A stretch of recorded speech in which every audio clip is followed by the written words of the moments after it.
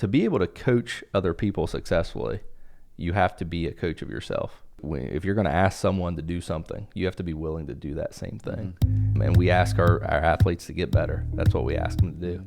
So why wouldn't we try to do the same thing? The more you work on yourself, the more you desire to get better at life, to get better at living life, the more you're going to have a passion to help others do the same thing. And that's really what it comes down to when we're talking about coaching people. We're not talking about just coaching a game. We're talking about taking a group of kids and trying to help them to navigate through life in a way that they can be successful, that they can respond to things successfully. And if we can use a game to help them with that, man, that's awesome.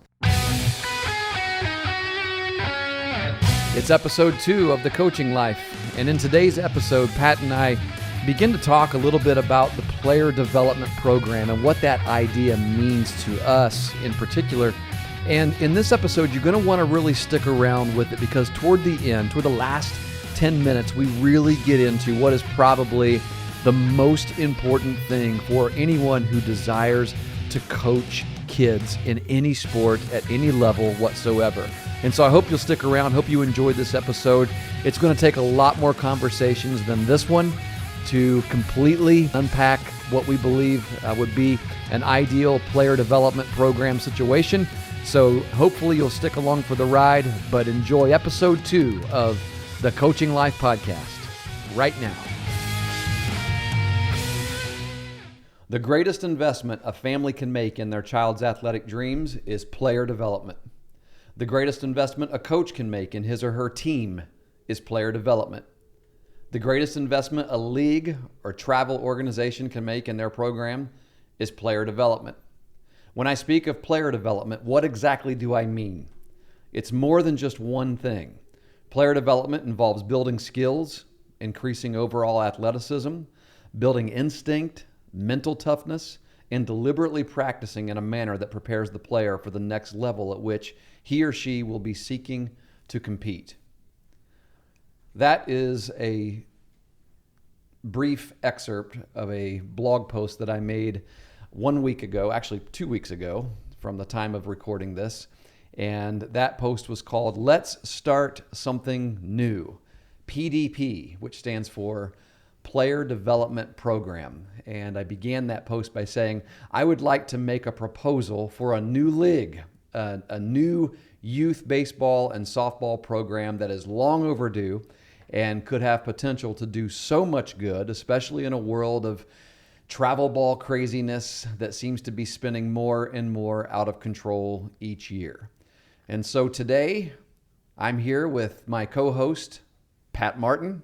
Hi, Pat. Hey, Chris. And we are going to talk about this idea of player development, and particularly, we would like to create a structure for a potential player development program. And we do not have any thought that this is going to be handled in one podcast episode, especially with our goal to keep these at about 30 minutes long. And so we are anticipating this being a 2-parter, maybe a 3-parter. Who knows? It could be a 4-parter. I don't know, depending on how much we end up talking about this or how many other perspectives we bring in.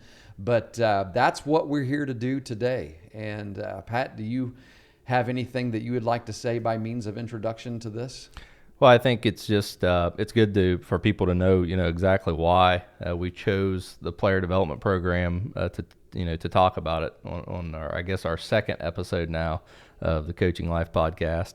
And basically there's just a lot of interest. It seems like you wrote a blog post a few weeks ago that garnered a lot of interest, and I followed that up with an article of my own, my first ever article that I've written in my life.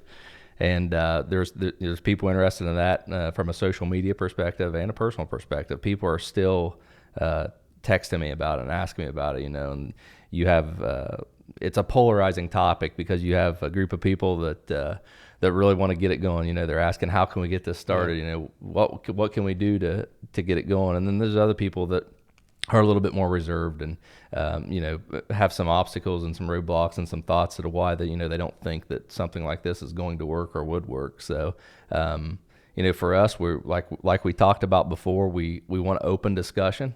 We want to begin conversation, and we want to include as many people as we can. So this podcast is going to be about PDP, Player Development Program. Yeah. And you mentioned the blog post and sending that out to different social media outlets. I usually send links to everything that I post on two outlets, primarily Twitter and Facebook, which is where I spend the majority of my social media time. And within one day, the link that was sent to Facebook garnered 47 comments and 6 shares. And then from those shares, of course, there are comments under those as well. And I've gone out and tried to look at and respond to as many of those as possible. But for the most part, I would say that 90% of those were pretty positive in terms of, hey, this would be amazing. In fact, I'm looking right now at the first comment underneath the post, and it actually starts with "this would be amazing" with 5 exclamation points at the end of it. And there are reasons behind why people say it would be amazing. There are people who have commented and said that this is something that they've actually been talking about for a long time. And if I think about this, elements of player development has been discussed among my friends as well, and my co-coaches, as guys that coached with me when my kids grew up. Because I should make a full disclosure here before we talk about player development program, and because one of the things that we're going to talk about is, in order to do this, things have to change. Mm-hmm. In the current structures, things have to change. If you're going to try to do this within your current structure of whatever it may be, a rec league, even if it's a city rec league or a private rec league, an organization that created a rec league here locally, or in a town or a given group of towns. I had one guy that responded to me on Twitter that said that he's sending this to the director of his league, which covers 600 towns, and so that's a huge league. I mean, that's and I actually spoke to the director of the league here in Central Ohio right after sending this, and we had a little bit of an email conversation back and forth because his desire is the same thing, and the problem that he has is once it gets out to the team level, those teams, the teams that are involved in the league that he runs are all travel ball teams, for the most part, are travel teams. And he said it seems like more and more they're wanting to play more games. He said I send things out and I give them resources and I desire for them to develop their kids, but he said I can only do so much. And I understand that those are some of the obstacles that we'll talk about. But I guess I should get back to my disclaimer or my disclosure, and that is both of my children played. They're done with youth ball now. They're both college athletes now, and they both played both recreation ball and travel ball. They played in recreation leagues or local league, and they also played on travel teams, which consist primarily of tournament play, weekend tournament play. And when you're younger, those tournaments will usually be Friday, Saturday, Sunday, and then as you get older, those tournaments start. They start earlier. They start Thursdays. They start Wednesdays. When Brock was 17 years old, that seemed to be the big year for recruiting.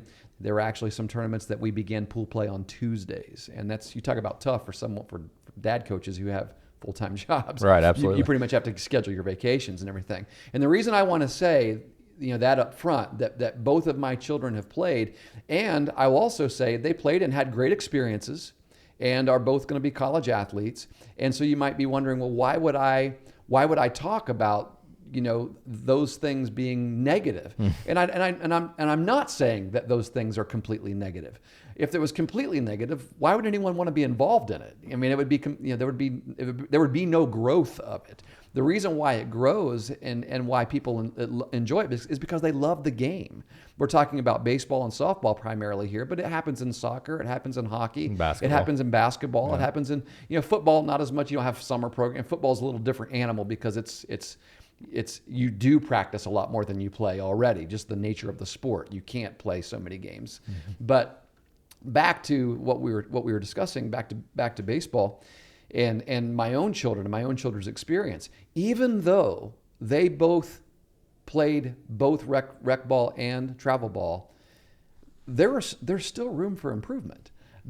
Even I can still remember there were times when I would look at another dad beside me and we would talk about how, when was the last time your kid threw a bullpen?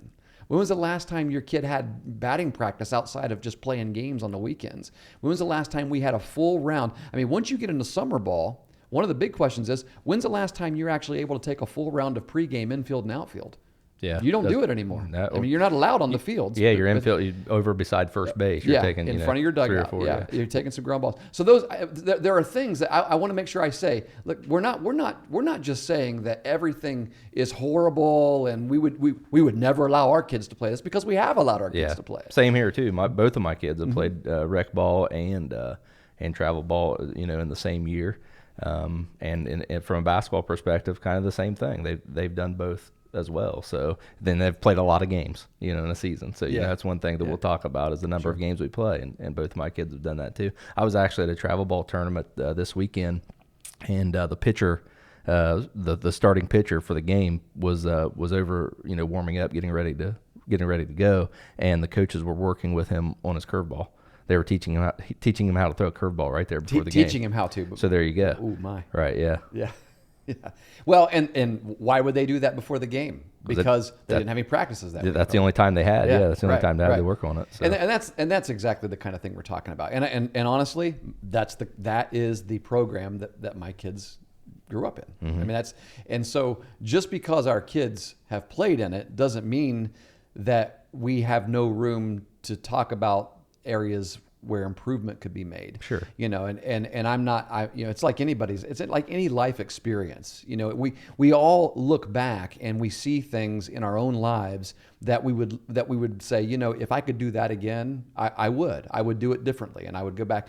It doesn't mean that you don't appreciate the things that you experienced, whether they be positive or negative. It just means that if there were a better way, why wouldn't you? Why wouldn't you go back and do it again? Exactly. I'm not saying live in the past. I'm just saying that if we can create a better way for the kids of the future, for the kids of today. I mean, your kids are still in it. Yeah. You've got a 1 in 10U ball right now. Is that or 10U and 13. Yep. 10U and 13U, and so you have a vested interest, because if this could become reality, then your kids would benefit. Right. And that, for me, that's kind of part of the why, obviously, because, I have the opportunity right now to kind of redesign and approach things in a little different way. I still have some time. It's something that I sweat a lot. Right. That, I've with my older son, I have about 5 years to really, to help him as much as I can. And then, that time's over, but I do have that time, and I want to use it the best that I can. Yeah. So,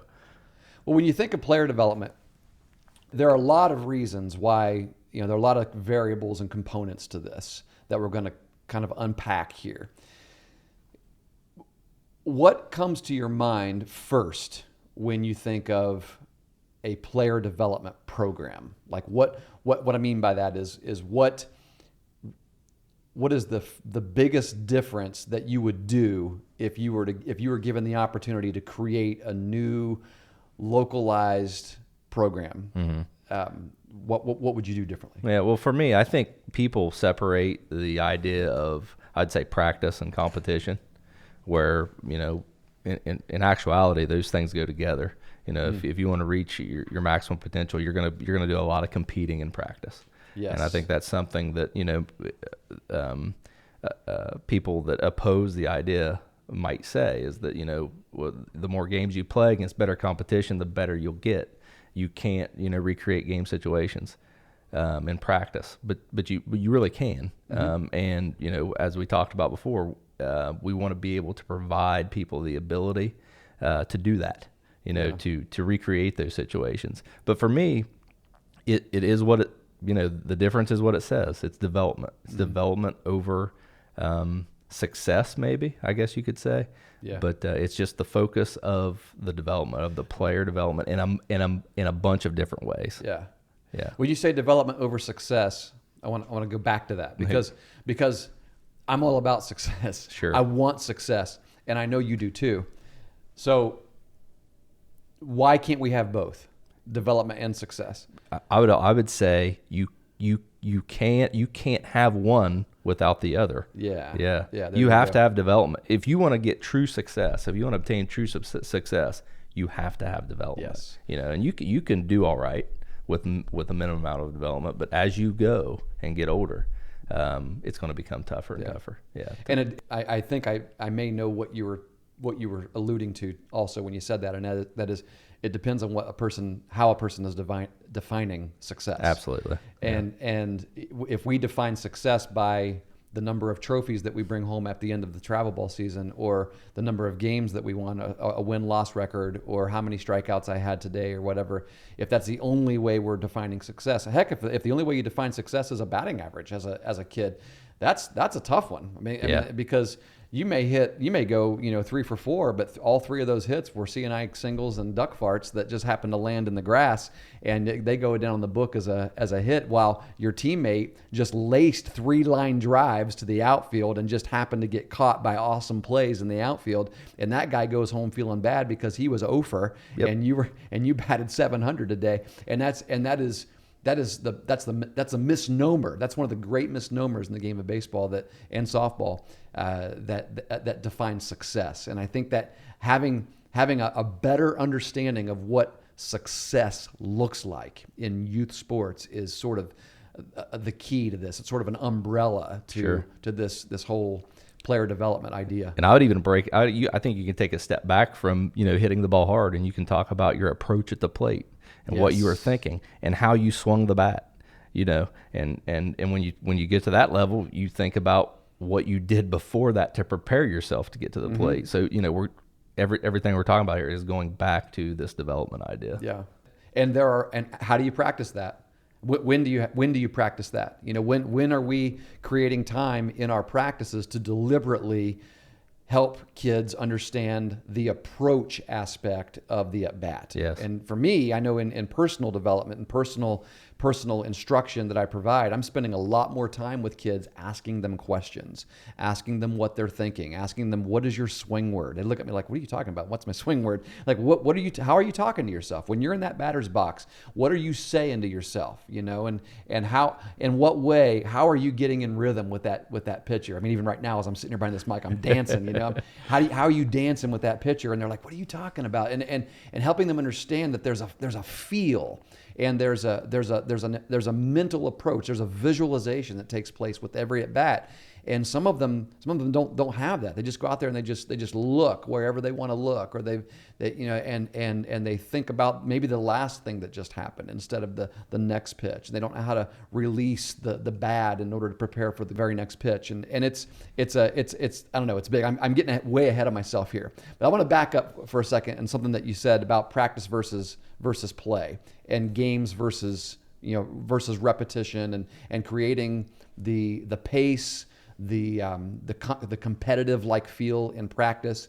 There's one thing that has happened that happens all the time in the game versus practice conversation. I remember this is one of the things that I remember one of the conversations I remember having with one of the dads when Brock was growing up. My son was growing up when he was probably 11 or 12 years old, and we were talking about how it seemed like we were playing a lot of games. We were midway through the summer, and we had played so many games on the weekends that we had kind of said, hey, maybe we should let the kids have a couple days off instead of practicing Monday, Tuesday, and Wednesday. Let's let them kind of recoup and recover, because we played 6 or 7 games. We were going deep into the tournaments on Sunday. Right. And so we're like, okay, let's take Monday off. And then we decided to just kind of go light on maybe a batting practice on Tuesday. And then as as the next thing we're playing games again on the weekend. And one day I remember a friend of mine looked at me and he said, let's take, for example, our shortstop this past weekend. The shortstop is getting the most balls, on a probability, in a probability scale, shortstop is going to get the most balls. That's why your shortstop always looks like they have the worst fielding percentage, because they're more likely to make an error because they're getting the most balls hit to them. That's a great point. And so in a given weekend, he said, if we go back and look at the scorebook and see how many ground balls that shortstop got in all the games that we played, we may have played 13 games. How many ground balls did he get? And I remember doing this one time, and I can't tell you exactly what the number was, but I'm going to highball it just to be safe. All right. I remember going through and looking, and there were a couple of games when he didn't get a single ball hit to him. And so I would say in 13 games, he may have gotten, and I think this is a very high estimate, 20 balls hit to him. Wow. 20 balls, right? Yeah. And so he's able, and are those right in front of him? Were they to his backhand side, his glove hand side? Were any of those double play balls? Were any of those balls he had to throw home? How many of those were pop-ups versus ground balls, things like that? So from a skill perspective, even less than 20 per technique. Yeah. So all in all, assists or putouts, 20. Yep. And that's probably pretty accurate for a shortstop. It's going to be even less for a right fielder. It's going to be even less for for a third baseman, and so on and so forth. You can see where I'm going.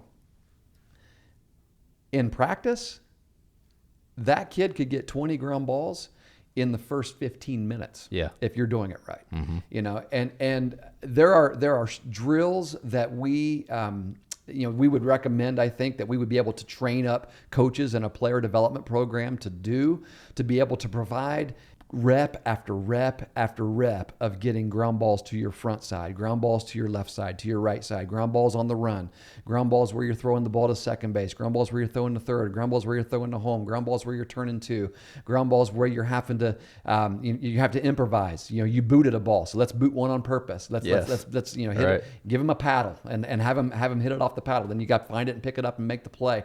All kinds of things. You could have 300 ground balls hit to you in the scale of 3 practices, and tell me that's not developing a player better, right, to become a better competitor than playing 13 games in a weekend. Right. But again, I think what people will say is that the game environment, the pressure that's on the player makes those reps different in practice. But that's why we'll talk about how we apply pressure to, in our practices and exactly. Make our practices more difficult than what our games are. That's when you should have the most pressure on you. And I would ask this question: how many games does it take for them to get that because we're not saying don't play games. No, I mean, what kid would want to play a sport where all you do is practice? And so I understand that kids do want to play games. So we're not saying let's not play any games. We're saying if we know that those kids' goal and our goal is to help them be the best they can be, the games are going to be a lot more fun if they're getting better. And so there's a balance that's needed right now in today's world. And I think you could ask yourself, if you're a coach or a parent, and I know, I could definitely ask myself this: when are you more engaged?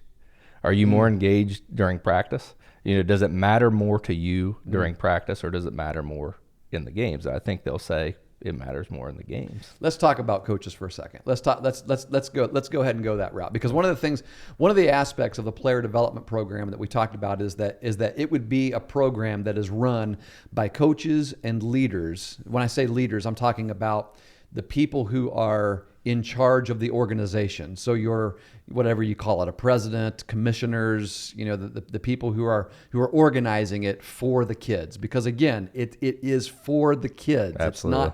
It's not for the adults. It's not for the parents. Ultimately, we understand that without the parents and the adults and the coaches, the kids couldn't have it. But ultimately, we've got to have a kids first, a player first, a kids first mindset when we create anything.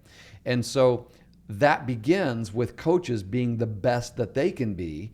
And it begins with coaches and leaders who are committed to just personal development, to wanting to be, wanting to grow in their own understanding of the game, in their own understanding of how to communicate the complexities of the game to kids, and how to communicate those things in very simple ways that kids can actually grasp a hold of. We want to see coaches who have a desire to really practice. Yes. To coach themselves. I think I read a book one time called The Coaching Life by Chris Stewart. Yeah, where can I pick one of those up? The concept of, to be able to coach other people successfully, you have to be a coach of yourself. And you have to, if you're going to ask someone to do something, you have to be willing to do that same thing. And we ask our athletes to get better. That's what we ask them to do. So why wouldn't we try to do the same thing? Yeah. We touched on this in the first episode when we talked a little bit about the kinds of things that we would be talking about. And I mentioned, the idea of coaching the coach, and how I have a personal interest and personal passion to want to help coaches become the best they can be.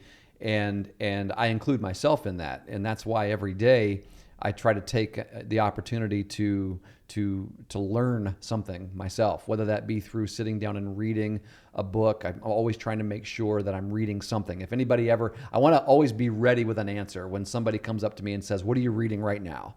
And it's, for me personally, it's going to usually always be something from the Bible. I'm committed to that. But also I want to have another book that I know that I'm reading right now that I can say, hey, here's what it is and here's what I'm learning from it. And that may be in paper form, or I might be listening to it on audio, or I might be listening to a book and reading a different one. And those are things that I think have to be, commitments. And it doesn't always have to be about the game. It could just be, as you mentioned, personal development. Because the more you work on yourself, the more you desire to get better at life, to get better at living life, the more you're going to have a passion to help others do the same thing. And that's really what it comes down to when we're talking about coaching people. We're not talking about just coaching a game. We're talking about taking a group of kids, whether they're 9 years old or 18 years old, and trying to help them to navigate through life and the adversities and the complexities that life will bring at them in a way that they can be successful, that they can respond to things successfully. And if we can use a game to help them with that, man, that's awesome. Yeah. But if we're not doing it ourselves, we're not going to be able to pass that along to the people that we're coaching. And, right. and it's so valuable to make sure that is the kind of coaches that we are recruiting, that we're trying to get to be involved in a player development program. I think it might be helpful to say too, because I've kind of experienced this myself. I haven't, over the years, I've read some books, but not at the level that I am now. And sometimes it's difficult, especially like you say, you're reading 2 books. You might be reading a book that you don't necessarily enjoy. Mm-hmm. You think you might have to get through it. You don't. You can put it down. But that's such a hard thing, isn't it? I mean, and I actually mentioned that in the introduction of coaching life. I mentioned how I changed my approach to reading. I used to think that if I bought a book, I had to read it cover to. I'd feel bad if I didn't read it cover to cover. Yeah. And I've just completely changed my approach now. It's like, you know what? I'm reading a book, and if it's starting to get redundant to me, like I got the point in the first few chapters, or I got what I needed out of it. I've told myself, if I get one tidbit, one thing out of a book that is valuable to me, it's already worth $25 or more, or whatever it was that I paid for it. Usually I'm not paying that much for the books that I read anyway. And so I'm okay with putting it down. Yeah. Just put it down. Go ahead, start another one. Yeah, put it down. And also from my experience, I've kind of gotten a rut of, I don't really feel like reading today, but then, I'm kind of like, is this how it's going to be? And I'll pick up a book and I'll start reading and I'll get really into the book. Yeah. And whatever the content is just really hitting me, and I get all amped up and I'm ready to go, and I just zip through the book. So I'm kind of doing that right now with movement over maxes. Zach Kant. Yeah. A book about strength training, and he specifically talks about, what's the author of Movement Over Maxes again? Zach Dekant. Sorry, I said his name wrong the first time. Yeah. Dekant. Yeah. He actually wrote that sort of it's kind of an overview of his own program, right? Yeah, he actually uses the words in the book, Player Development Program, or Player Development System, yeah. Player Development System. Yeah, something like that. And it's his vision and philosophy and his method for training, for specifically baseball and softball players, right? Yes. Yeah. Yep. And how important that physical training is to the game. Absolutely. Very important. Yeah. So that's something that we'll talk about, we'll get into. But right. Yeah. So when I don't know about you, but for me, when I go through ruts as well. I go through the ups and downs. There are times when I don't feel like reading, and there are times when there are times when I don't feel like doing a lot of things. Right. They're one of the greatest lessons that I have ever learned in my life has been to say this to myself, that it does not matter how I feel, do it anyway. To say,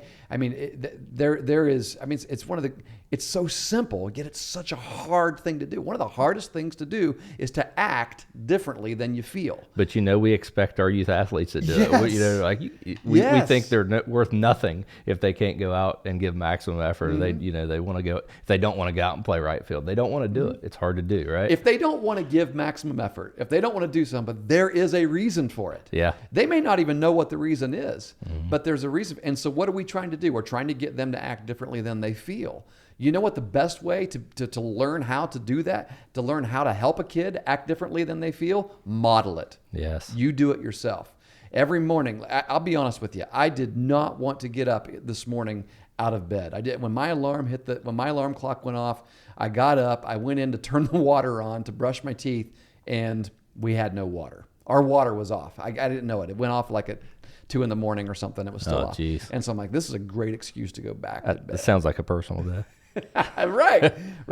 So I didn't feel like it. And there's so many days when I don't feel like it. My alarm goes off at 4:45 in the morning. It's just a commitment that I've made to try to get rolling earlier in the morning. The place that I go to work out in opens at 5:30, and so it gives me some time to get up and read and do a little bit of journaling, and then by that time I'm awake and it's time to go work out, and then I've got time to get back and get ready to go to work. Well, I can't tell you a single day here lately that I've felt like doing that. Yeah. But once you develop a pattern of habit, a habitual pattern of a system. I like that word. Develop a system. This is how I live, and you speak about yourself as someone who I'm an early riser. I'm not. But when I start talking about myself as that way, this is who I am, then it kind of makes you go, okay, this is who I am. Then I need to get up. I need to get myself ready. But there are a lot of things that as coaches, as parents, as dads, as moms, as leaders, brothers and sisters, whoever's coaching these kids, there are a lot of things that I think that would help us become better coaches that point back to us just being better people, to being better at life ourselves. Sure. And that's what coaching life talks about. Somebody asked me, which is it? When I wrote the book, is it the coaching life? Am I talking about the coaching life, like the life of being a coach, or is it coaching life? Both. And I answered, yes. Yeah, right. And it is. It's a book about the coaching life. It's a book about coaching life too. I think that's why sports are so great, because they correlate to life so well, whether you're playing or coaching. So, no doubt. Well, we've spent a lot of time talking about point number 1, and we've got about 7 points that we want to talk about on this player development program idea. And so why don't we wrap up today, and then we'll commit to pick up in a different place the next time. And any closing thoughts? Just remember, if you're listening out there, this is a conversation, and we want to know your thoughts. We're not condemning anyone for their opinion. And we're not saying we have all the answers. We're just beginning the conversation and letting you know what our perspective is on it. So thanks for listening.